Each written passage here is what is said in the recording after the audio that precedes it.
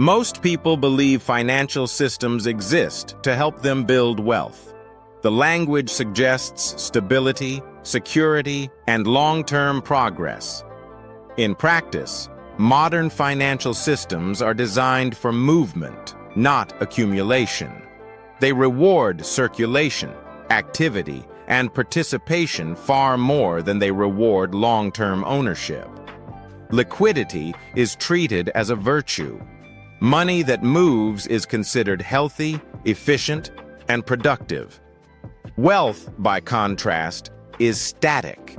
It sits, compounds quietly, and removes itself from constant exchange.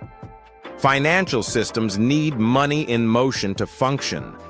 Banks, markets, and governments depend on continuous flow to generate fees, taxes, and control. When money slows down, systems become unstable. Liquidity dries up, leverage breaks, and confidence collapses. So systems are structured to discourage stillness. They subtly train individuals to keep money moving. Consumption is framed as economic responsibility. Spending is praised as participation, while restraint is often framed as hesitation or fear. Credit plays a central role in this design. It allows spending to happen before wealth exists. By extending credit, systems accelerate circulation. Future income is pulled into present activity. This benefits institutions immediately. It also locks individuals into ongoing participation. Savings, meanwhile, are intentionally devalued. Inflation ensures idle cash quietly loses purchasing power over time. The message is subtle but consistent. Money that waits is punished. Money that moves is protected. Investment platforms reinforce the same pattern. Constant access, instant execution, and real-time prices encourage frequent decisions. Long-term ownership becomes psychologically difficult. Short-term movement feels safer because it feels active. Fees are often tied to transactions, not outcomes. Activity generates revenue regardless of whether wealth grows. Tax systems also favor flow. Income is taxed predictably, while long-term asset accumulation is often delayed or indirect. Regular earnings are visible and easily captured. Compounding wealth is quieter and harder to monitor. This creates an asymmetry. The system sees and feeds on liquidity, not on long-term ownership. Employment income exemplifies this structure. Wages are paid regularly to support steady consumption and predictable taxation. The system prefers you solvent and dependent. Illiquid wealth reduces leverage over behavior. Liquidity keeps people responsive. Bills, payments, and obligations maintain continuous engagement with the system. True wealth reduces urgency. It allows time, choice, and refusal. From a system perspective, that is inefficient. A person who can opt out is harder to manage. Pension structures reveal this tension clearly. Contributions are encouraged, but access is delayed and regulated. The assets grow, but control is postponed. The system maintains oversight while promoting the appearance of long-term planning. Even investment incentives are framed around participation. Regular contributions, rebalancing, and engagement are encouraged.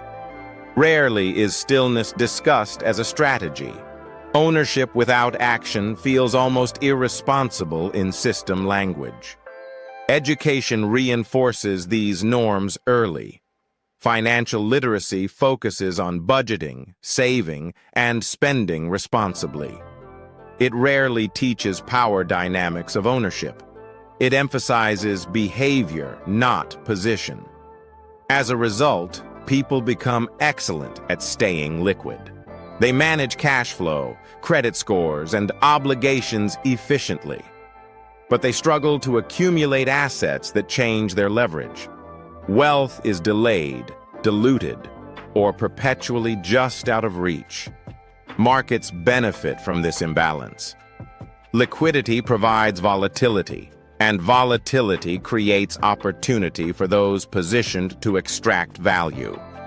The most powerful players are not liquid by necessity. They hold assets that do not need to move. They borrow against ownership rather than selling it. Liquidity becomes a tool, not a constraint. For most people, liquidity is survival. For institutions, liquidity is optional. This difference is rarely made explicit.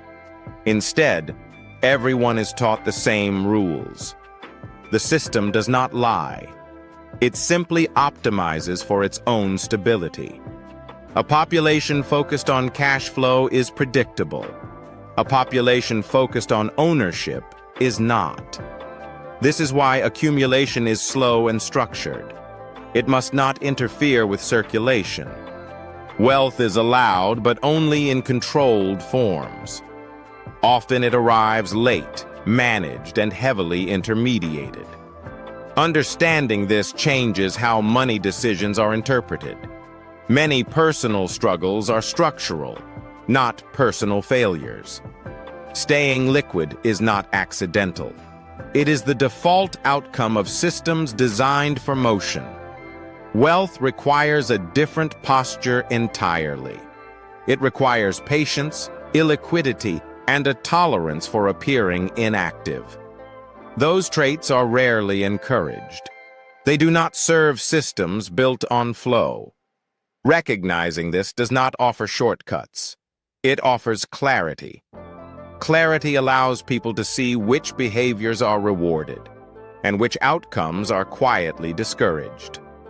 Want to see the hidden rules shaping money, power, and human behavior? Subscribe to Unseen Forces